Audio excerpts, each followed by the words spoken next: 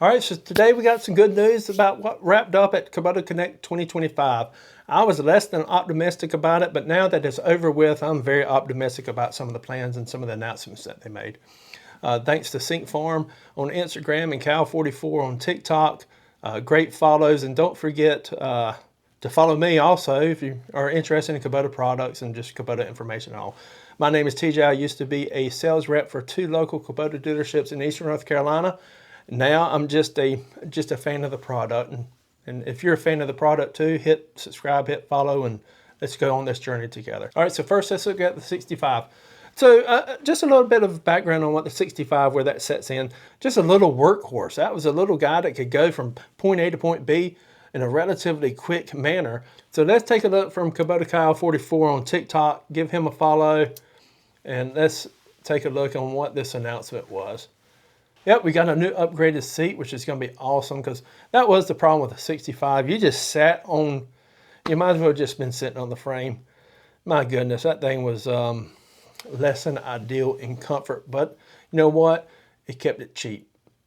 It kept one less piece from messing up, I guess I should say. And as you see right over here on this third picture, we switched over from the toggle side of it to the push button. One negative side about those toggles, even though they were rocker switches, they were easy to use. However, a lot of debris would get caught up in there sometimes, especially on an open cab machine. And that would, when people were doing something, you know, they were complaining about dust getting into it and bothering the connections right there. So hopefully this takes care of that problem. LCD over here on the left-hand side, that was a big change. I did not expect them to upgrade the 65 mid-year upgrade like that. Obviously the lights over here, switching over to LED lights, nothing to that. But switching over to that LED or LCD screen, that's a huge upgrade. I don't know if it has the full line features of what the Dash 3s have, but at least from a aesthetic standpoint and ease of use, and that's just a huge upgrade. What else do we have here? All right, so it is the same model. Just a new sticker to it. Of course, man, everything looks good when it's nice and clean. Still got that same flip up as the old Dash 2s do. Nothing changes there on the main side. Whoa, I see something right there. The camera mount is so much better. If you look up here, that is where the camera used to mount.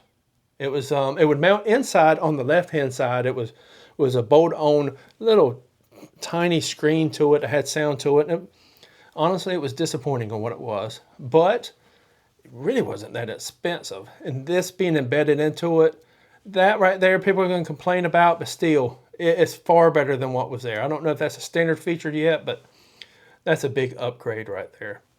Everything else looks the same. There was no changes on the pumps or anything, horsepower or anything of that nature, so it's still going to do. But look at that seat right there. Man, I cannot tell you how much more comfortable that looks right there. And adjustable. LCD screen right there. If it's got the full line like a Dash 3, then it's really going to have a lot of upgrades to it. The same old coupling housing, nothing else. You still can't do the weight kit for extra weight to it, but hey, it looks good. Appreciate it, Kyle. Thank you for letting me use that. But this is the one I was really, really excited for and hopeful for. All right, you got the 110 here, the Dash 3, so we'll have all the upgrades that the 97 had.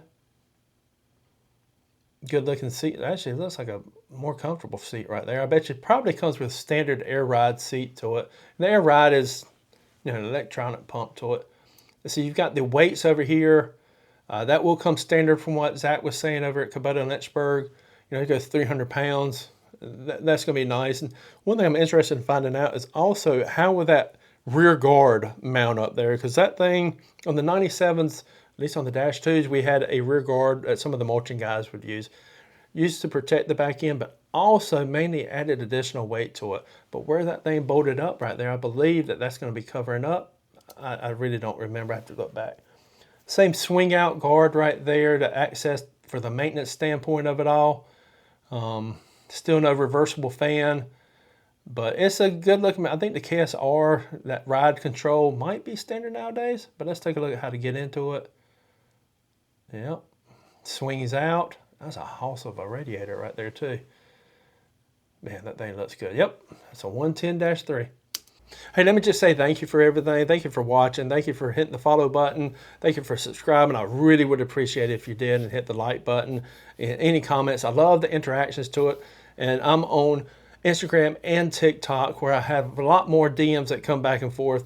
If you ever need to talk to me, let me know how I can help you. I just enjoy this stuff. I'm not a salesman anymore, so I'm not really pushing it. I'm just a fan of the product. More importantly, I'm the fan of the people who use it.